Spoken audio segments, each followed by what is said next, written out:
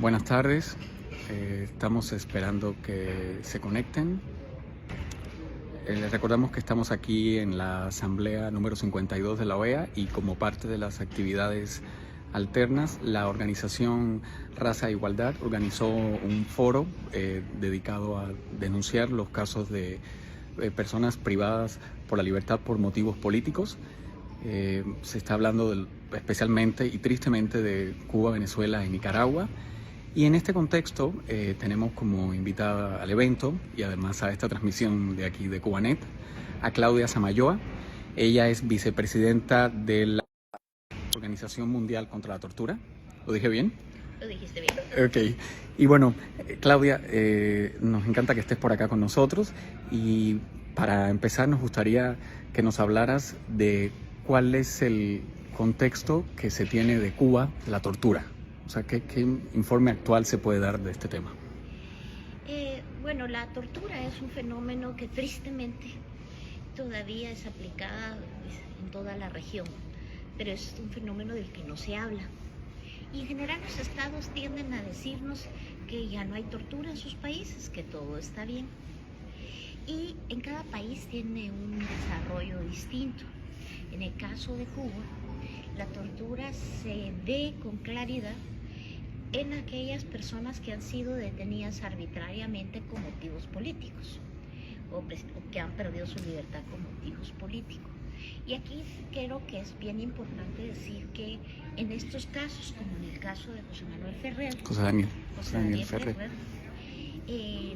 no es una cosa de un hecho que sucede en un momento y un lugar, sino lamentablemente en este tipo de casos que hemos visto en Cuba y tristemente en otros países de la región, la tortura se prolonga en el tiempo, porque la tortura no se está dando para obtener información, que es también la forma tradicional que tenemos de ver qué es tortura. No, la tortura también se da con el objeto de castigar a la persona o a su grupo social.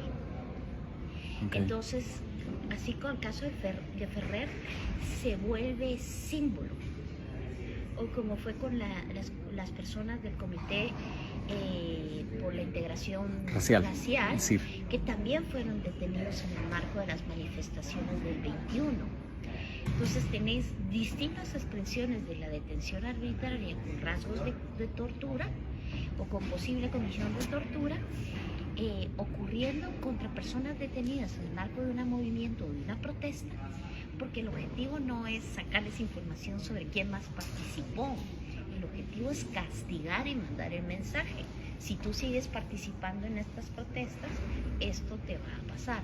Entonces, en ese sentido, Cuba utiliza la tortura en ese ambiente. Y no tanto en los procesos de detención normal de una persona delincuente o digamos que en otros países como el mío, que soy de Guatemala, la tortura es utilizada sistemáticamente contra cualquier persona que sea detenida, particularmente si eres mujer, si eres gay, pues te vas a encontrar con tratos crueles e inhumanos y tortura por ser por quien eres. Okay. El caso en Cuba tiene otras características y es en donde las motivaciones políticas de la detención arbitraria te van a marcar mucho la existencia del fenómeno. Por ejemplo, los tratos violentos a la hora de detener a una persona, estrangulamientos, introducir los dedos en los ojos, en las fosas nasales, ¿eso califica como tortura? O sea, en la Convención de Eliminación de la Tortura, tú tienes otro concepto que en algunos países ni siquiera está regulado penalmente, criminalmente, que es el concepto de tratos crueles e inhumanos, o malos tratos crueles e inhumanos. Entonces, jalar a alguien del pelo cuando está siendo detenido se considerará un maltrato. Meterle las manos en los ojos, o cómo se llama, o estrangularle momentáneamente, y ahí es en donde van criterios de cuánto tiempo pasa, pues ahí estás en tratos crueles. ¿Por qué? Porque efectivamente has pasado la policía o la fuerza de seguridad que te está deteniendo ha pasado cierto límite. También puede ser un trato cruel, por ejemplo, cuando a la hora de la primera detención se les obliga a estar desnudos, sentados en un piso frío por espacio de un día, no se les da de comer, no se les permite ir al baño. Ese tipo de tratos es lo que se le llama trato cruel. Pero ¿cuándo pasa a ser tortura? Pasa cuando la intención es sacar información o castigar. Entonces, el caso de Floyd en Estados Unidos es un típico caso de tortura que termina en muerte, entonces ya es una ejecución extrajudicial. Pero el hecho que a él no le quitaban la rodilla del cuello era como un castigo por la oposición o por su resistencia. Entonces ya se vuelve no solamente un trato cruel e inhumano, sino por lo prolongado del tiempo, pues sí, claramente ese policía quería dejarlo asfixiado, quería dejarlo sin aire para que aprendiera. La pregunta es hasta dónde él quería matar, ¿verdad? Pero esa es otra cosa. La tortura puede terminar en muerte, como puede terminar, o sea, todo acto de tortura hace un daño irreparable a la persona. Y esa es otra forma de medir si existe una tortura. Si deja un daño irreparable, estás ante la tortura. Si te jala el pelo, pues es un daño reparable, digamos.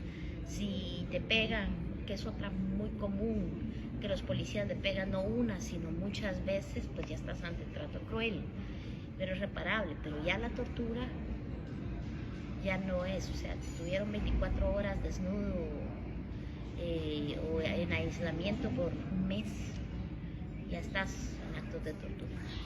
A propósito de eso, desde Cuba llegan constantemente muchas denuncias sobre la situación de los presos políticos que calificarían como tortura. ¿Cómo se puede hacer para que una dictadura respete los mínimos tratos? Porque es una dictadura, finalmente puede hacer un poco aparentemente lo que quiera, ¿no? Y lo han demostrado. ¿Hay alguna manera de presionar a un gobierno como el de Cuba? Los estados autoritarios, para decir que no es el único caso cubano, sino tienes estados que son autoritarios aunque puedan tener una regulación que presente ciertos niveles de representatividad o no de representatividad, de participación o no de participación de las personas. Pero ¿cuál es el problema? En los estados autoritarios, el derecho, la ley, la constitución pasan en ciertos momentos a ser secundarios. Y en los momentos en donde empiezan a ser secundarios, realmente secundarios, es cuando el objetivo político de aquel que ostenta el poder, o del grupo que ostenta el poder, o de la mafia familiar que ostenta el poder, para referirme a Nicaragua,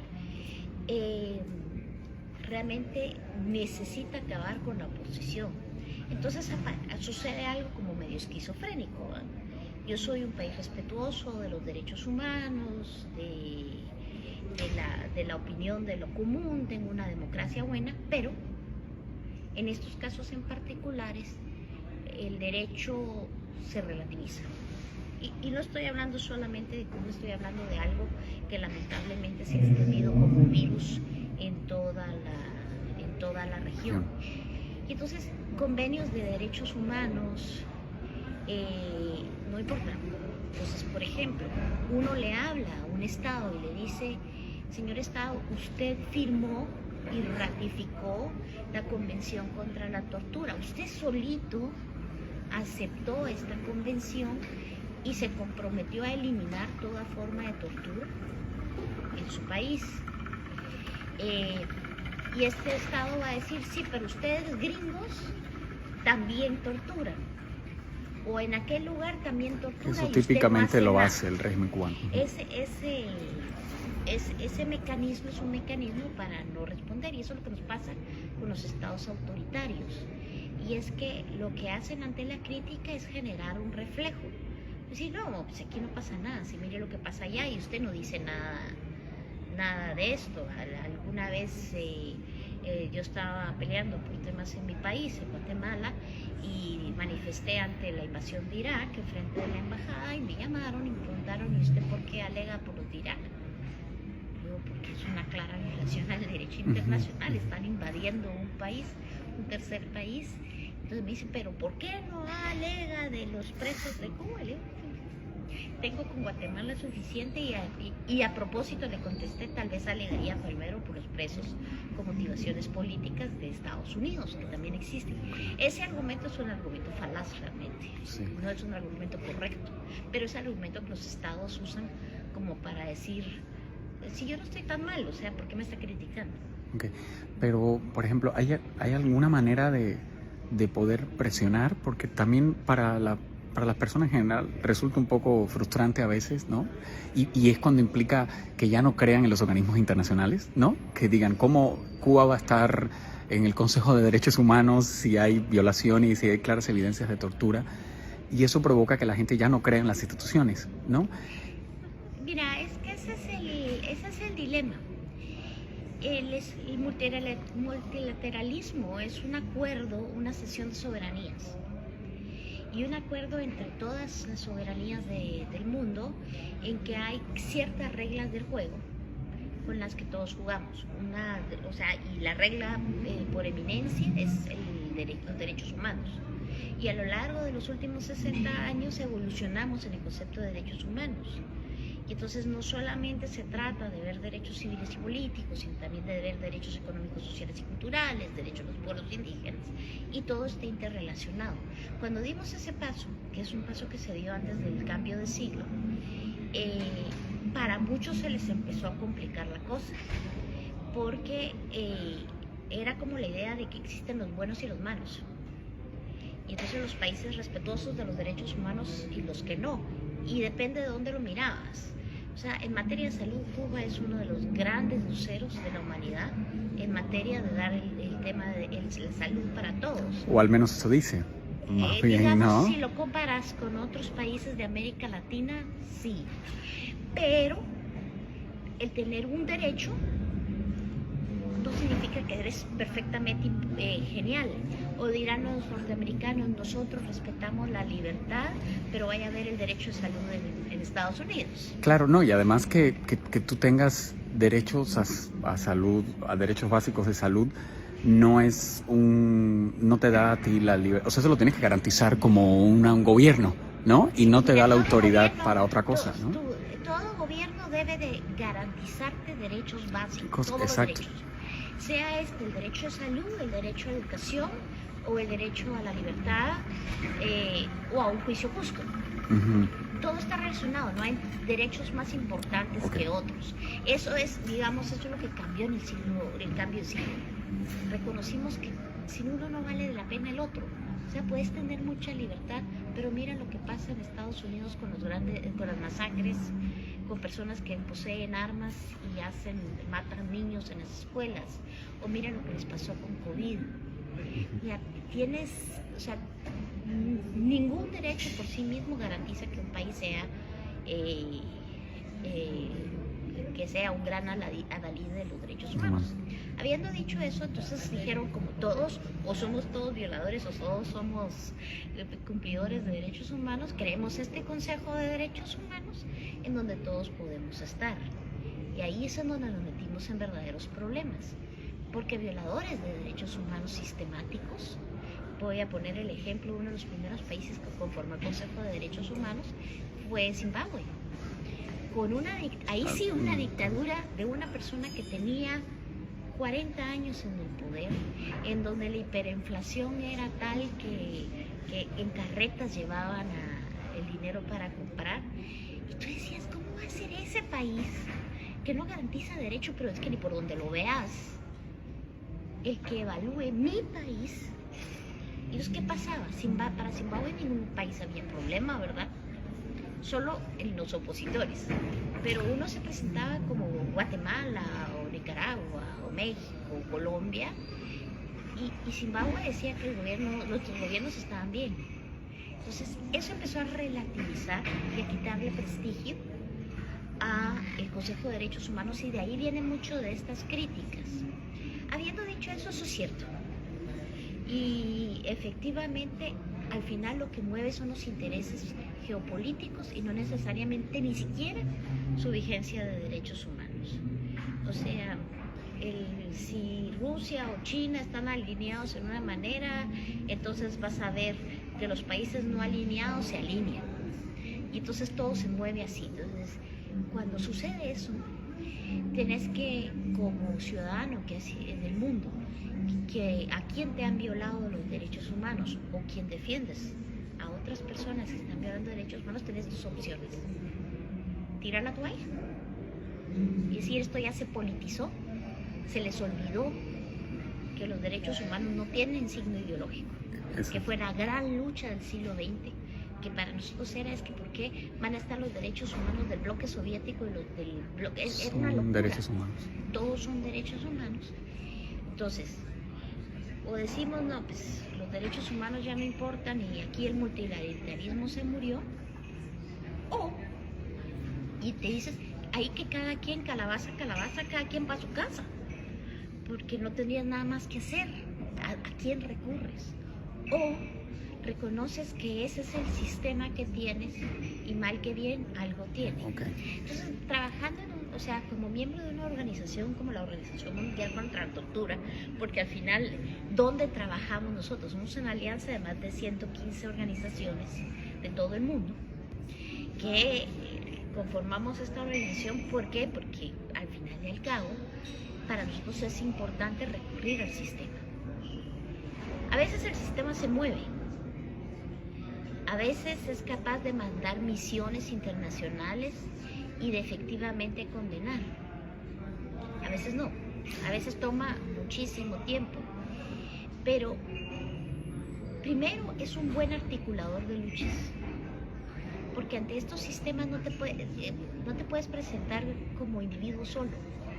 Aprendes que tienes que unificarte como país, incluso como víctimas de un país, aunque en el país nosotros no nos hayamos hablado, pero si todos somos familiares de presos políticos o de detenidos políticos, entonces me tengo que hablar porque me van a hacer caso si venimos todos juntos. Grupo, okay. Pero es más, nos van a hacer caso si nos juntamos todas las personas que nos estamos enfrentando ante regímenes autoritarios y demostramos que esto es un patrón, que esto es más allá. Así fue como logramos el Tribunal Penal Internacional. Precisamente el tribunal es el primer esfuerzo que dicen, miren, está bien que el Comité contra la Tortura diga cosas y los otros, pero ¿y qué pasa con los individuos que están cometiendo estos delitos? Entonces, por ejemplo, ahí, en ese sentido, tú recomiendas, o sea, las personas que tienen familiares presos en Cuba y que ha habido denuncias evidentes de tortura, ¿qué pueden hacer? Primero, denunciar a nivel local, aunque no funcione, ¿no? Porque pero finalmente son papeles que puedes presentar afuera y demás. Pero tú lo que recomiendas es que se unan. Que y se unan y nos unamos. O sea, la OMC te recibe y tiene en sus... ¿La qué, perdón?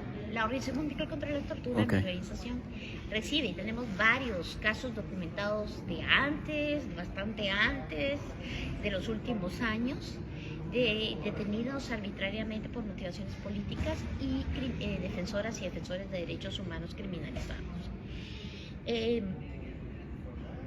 Lo que ocurre con los cubanos es que necesitan generar alianzas, como por ejemplo lo han generado los venezolanos y los nicaragüenses, alianzas que les permiten salir de cierto enclave de intereses políticos, sino ir alianzas con el mundo de derechos humanos. Es a lo que yo le llamo desideologicemos este concepto. Por eso es que la OMCT aboga porque utilicemos el discurso, el nombre de este fenómeno desde la perspectiva de derechos humanos. No hay que inventar nada. A nivel internacional esto se llama detención arbitraria con motivaciones políticas. Si tú usas ese discurso, tienes mecanismos de aliarte y te sales del concepto de prisionero político, que es el que se manipula a nivel de los grandes entes. Y entonces a mí me dicen, va a ser un evento sobre prisioneros políticos de Cuba, y entonces Van a haber gentes que me van a ver con cara de estás tratando, sos gringa, ¿va? Sos pro gringa y vas en contra del régimen. Entonces, de lo que se trata y de lo que han logrado, creo yo, los venezolanos y particularmente los nicaragüenses, es de romper eso, y eso es lo que los cubanos tienen que aprovechar. O sea, lograr hacer lo que es evidente en los informes que tenemos, que el equipo ha hecho, que existe un patrón que es el mismo, que van a aplicar contra una defensora de derechos humanos guatemalteca. Pongo un ejemplo. Ferrer, aislamiento, problemas de salud sin atender, familia que no puede verlo, fiscal Virginia La Parra, perseguida por perseguir corruptos, aislada. Su familia la puede ver una vez al mes. Eso es en Nicaragua. Guatemala. Virginia, Guatemala, ok. Solo para que veas, es un país que no Sí. se reconoce, no se oye como un lugar donde hay detención con motivación política, pero la hay. Y lo que están persiguiendo son fiscales y jueces que persiguieron estructuras corruptas ligadas a la oligarquía guatemalteca, que es la que hoy tiene el control y rompió, bueno, donde también hay un proceso autoritario. Pero si ves el caso de Virginia y el caso de Ferrer, ves que tenés más o menos lo mismo: uso de violencia en el proceso de detención, aislamiento, dificultades para acceder a un proceso legal adecuado, o sea, un montón de errores en el proceso de detención. Y de los más serios, que para muchas personas dicen, pero Claudia, ¿por qué decís que el aislamiento es una tortura? La tortura puede ser física o psicológica, y el aislamiento es una tortura psicológica, porque tú estás detenido pero no has perdido derechos. Has perdido algunos derechos, pero hay derechos humanos básicos que te deben de garantizar. La salud, básico.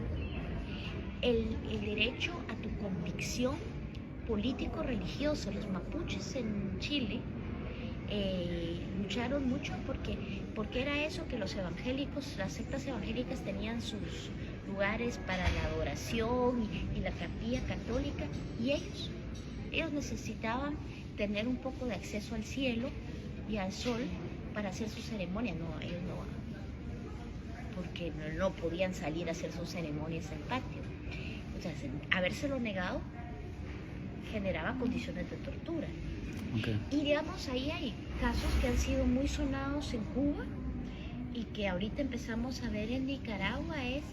Tienes derecho incluso a hacer una huelga de hambre y que no te obliguen a alimentarte, o sea, que no te pongan una sonda o comida parenteral para obligarte a nutrirte. O sea, hasta esos son derechos que no te pueden quitar. Pero por el otro lado, en mi país, por ejemplo, todas estas personas detenidas, el Estado no les da de comer. Hay que llevarles la comida de afuera. Entonces...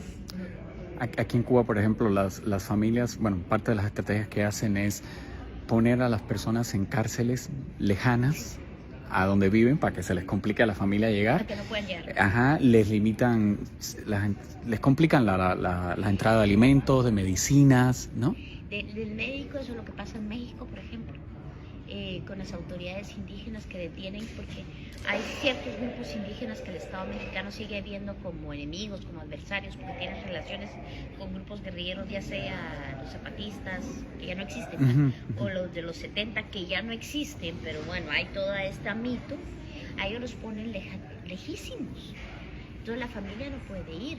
Pero lo que pasa en Nicaragua, expulsan a la familia para que la familia no pueda ir a ver al reo. Y todas esas características es lo que llamamos aislamiento.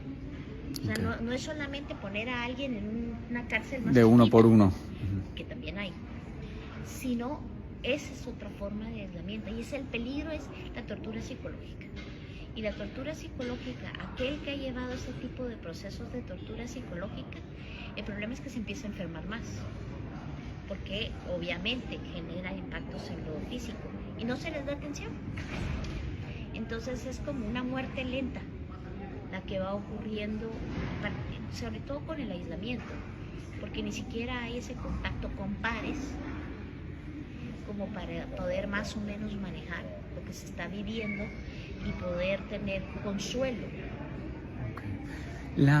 Los cubanos que tengan familiares que hayan sido víctimas de tortura, ¿pueden contactar a la organización que tú encabezas tal cual? Usualmente ¿O cómo funciona?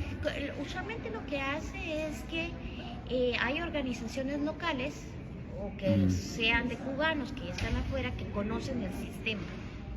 Porque para poder hacer esa documentación se requiere tener una serie de documentos. La tortura no es un hecho fácil de demostrar, es muy difícil. Es mucho más difícil que demostrar una ejecución extrajudicial, no tan difícil como demostrar el genocidio, pero sí es complejo. Entonces usualmente se necesita un montón de cosas. Lo que usualmente hacemos es que si nos contactan a nosotros, los derivamos, o sea, preguntamos, ¿los conoces? ¿Conoces a esta persona? Porque siempre alguien tiene que ir a ver sus condiciones, tiene que ir a ratificar la situación en la cárcel, porque no es hasta que tengamos esa información que nosotros podemos someter el caso al Comité contra la Tortura o al relator en contra de la tortura. Todo depende de la dimensión del caso y hasta dónde se puede llegar con el caso. Tener mecanismos de distinta intensidad, que en el caso cubano ahorita es básicamente para documentar, porque creo que no podemos llegar a más.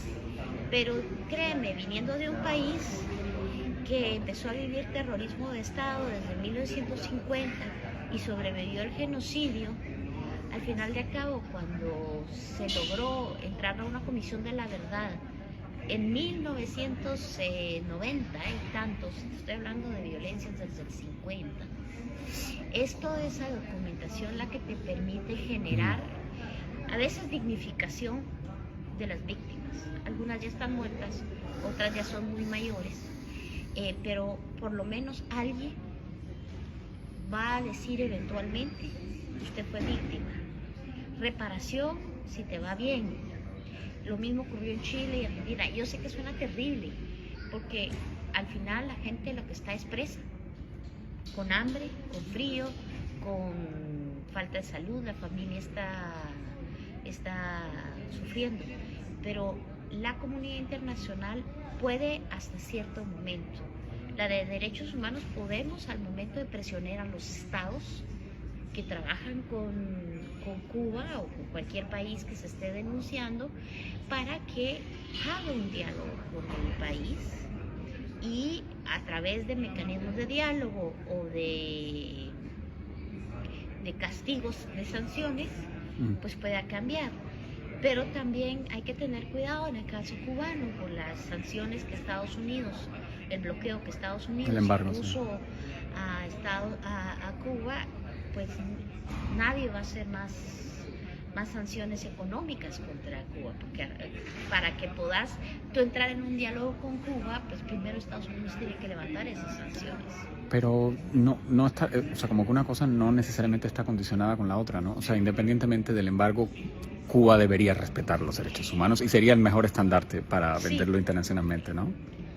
En teoría, o sea, yo te estoy hablando cuando esto ocurre y tú no puedes hacerlo y remediarlo localmente, vas afuera.